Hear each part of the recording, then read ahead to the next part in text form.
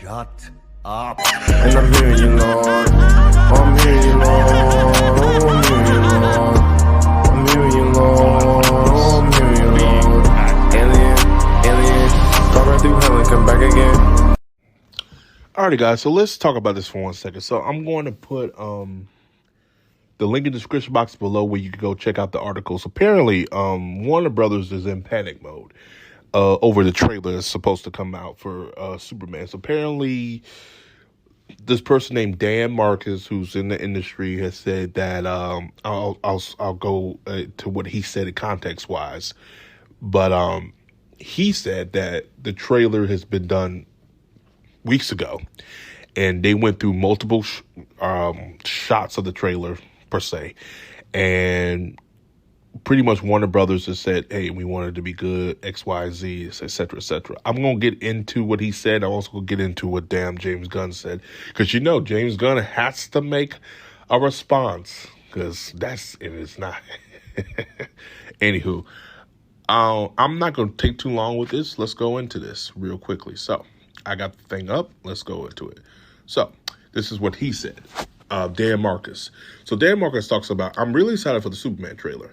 From everything I've heard, there is enormous pressure inside Warner Brothers for the trailer to be received well. Apparently, the studio asked for multiple different cuts of the trailer to find the best version, which is all studios do that. It's central.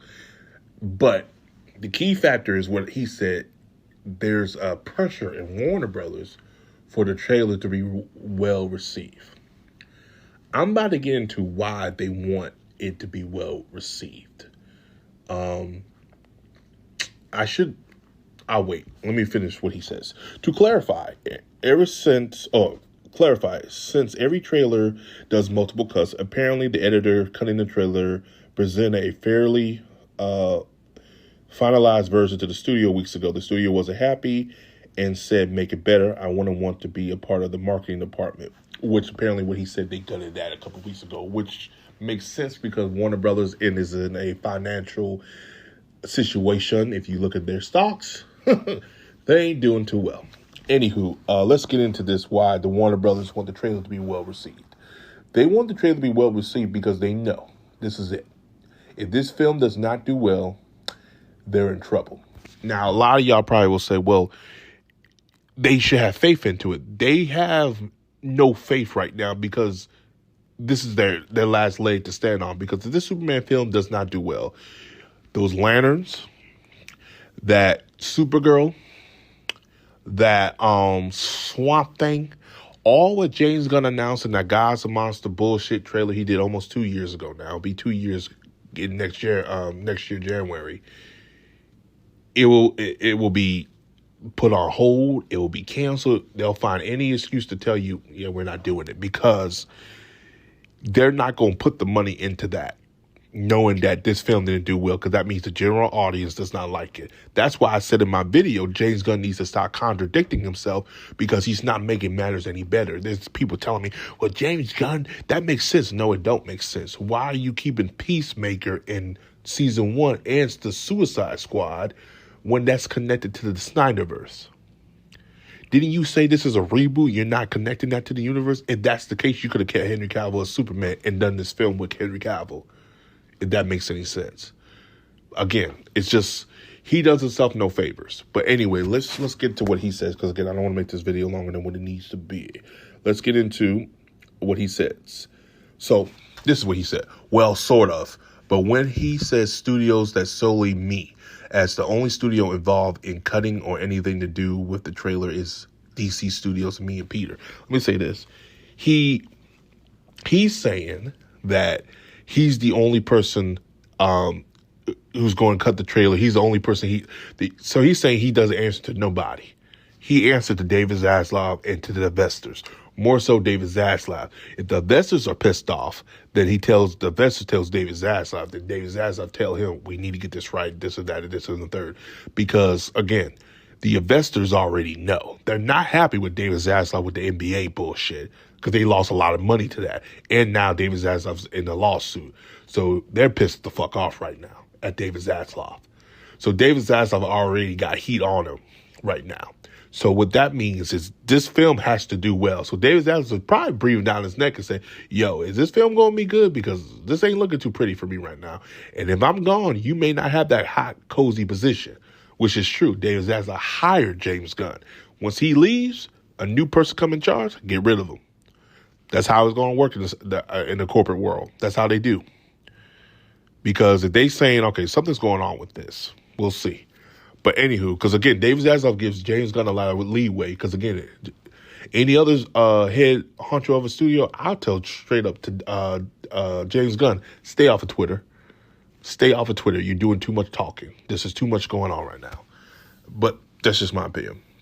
This is exactly the same process. He goes in and talk about this is the same process he did with Guardians and et cetera, et cetera. True, he did the same thing with Guardians. But also remember, too, they only did like 4 weeks of filming and we got a teaser trailer. So why we haven't got no type of trailer for this Superman thing? That's my opinion. All right. So I'm going to be very quick with this and straight to the point. I'm not going to be very long with this. What do I think is going on? Warner Brothers is a little pressuring right now because, like I said, David Zaslav is in a hot seat with the whole NBA thing. Also, Warner Brothers is also in trouble. Oh, well, David Zaslav also and Warner Brothers are also worried at the fact that this film won't do well. How you think I know this? Look at the Joker. That film it was supposed to either make $1 billion or close to what it made the sequel. I mean, the predecessor. It did nothing. It actually made less. So they're pissed off about that. Warner Brothers is also pissed off about the fact that they're not doing well in a stocks standpoint. They're trying to sell off the studio. Ain't nobody trying to buy them right now. They're trying to wait till the studios is pennies, which I don't blame the studio. But what I think they're going to do, if this film does not do well, this is my hypothesis, my theory, is they're going to sell off DC by itself. Same with Harry Potter. Harry Potter's going to go to Universal. That's where it's going. The rights are with Universal. Universal will be a damn fool to let Amazon or Apple or Disney buy that. You know damn well they're waiting to buy one of that franchises, especially Disney, because they're already looking at that damn fucking Star Wars and it's not really doing them any favors right now. Whether that's yet to be seen because they haven't made a film since Rise of Skywalker. Because they know that if they release a film, it's not going to do well. Kathleen Kennedy knows this. That's why she's hiding behind the Disney Plus series, which that's starting to come out. It's not working anymore. Look at the Acolytes. So they're a little bit worried about this film because they know that if this film does not make any money, that is it for DC. Now, they also are worried about the fact, too, that fans are clamoring for the Batman. I said it before, and I said this again. They should have combined the Batman into this universe. Them making a whole new different Batman is acidine. It's the worst thing they could ever do. This is the same crap they did years ago when they got Man of Steel. Everybody said, oh, just get Christopher Nolan's Batman. Christian Bale's, you already got a Batman. All you got to do is incorporate that. You can the next film, when you put in Batman, that's guaranteed money. They got Ben Affleck. I like Ben Affleck's Batman, his interpretation, but let me be real with you. You really think if they would have got Christopher Nolan's Batman, you don't think that film would have made $1 billion? It would have made $1 billion, maybe double that if you think about it. I want to say like $2 billion, but maybe $1.5 billion. It was close to that. All right. So you really have to look at a lot of things right now. They're repeating history over, and they're repeating it dumber than how they did before. Okay. Anywho, it's a lot of factors. But the biggest factor is they see the room. They read the room. I think a lot of people are coming in and telling them the superhero genre is not doing well. This film has to make money. If it does not make any money, that's it. Like I said earlier, it's done for DC. They're also taking account, too, the budget. Every film that has a budget over $200 million has not done well. There's more likelihood of budget films that are over $200 million that has made less money than a film that has a budget of $10 million. That is true. Look at the studies. A Blumhouse film makes more money than a superhero film, and that's a budget of $10 to $20 million right now in the last several years. That's sad. That is sad. Because either people are looking at the smaller the budget, the more good the film is, Or, again, we're in a period now, the superhero genre is died off. Maybe because of Disney Plus, maybe because of these Netflix shows or whatever. The smaller budget films are doing better than the big budget films. And it's true. Godzilla Minus One is showed that last year. It made more money under a $10 million budget than most movies over a $2 million budget. What does that tell you? Word of mouth. People can see the passion behind it. And they rather go spending money on something that a person took the time to make something organic and something real than a corporate machine, the Marvels. Let that sit in. But as a fan, I do want James Gunn and company to do well, because if Superman does not do well, that's it. I don't think we're getting another Superman film unless Universal comes in and buy it out or another studio buys it out. That's not what I don't want. But let me tell you what's going to happen, though. This film bombs, they're going to go full into Batman. They saw how the Penguin did critically. They're going to go back and doing that, which, can you blame them? Because Batman's shown that he's the only marketable character, which is not true. Wonder Woman has proved that too. But again, you do the right way. You take the time, you build it, or you give us a proper, etc. Film with good storytelling and a good script. We ain't got a problem with that.